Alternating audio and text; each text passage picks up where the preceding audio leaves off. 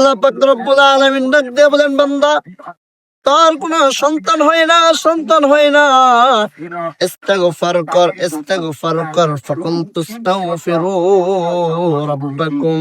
আমি আল্লাহ তাআলা রব্বুল আলামিন তোর সন্তানের ব্যবস্থা করে দেব বাবা। আল্লাহ তাআলা তো শুধু তাই বলেন নাই, এ বান্দা তুই ইস্তিগফার কর, আমি আল্লাহ তাআলা তোর খাবারের মধ্যে বরকত দিব, তোর সংসারের মধ্যে বরকত দিব। এতটুকু খন্ড করেন নাই।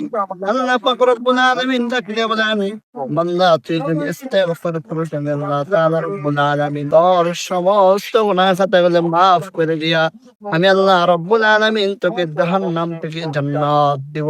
আর জান্নাতটা হবে কেমন কেমন জান্নাত?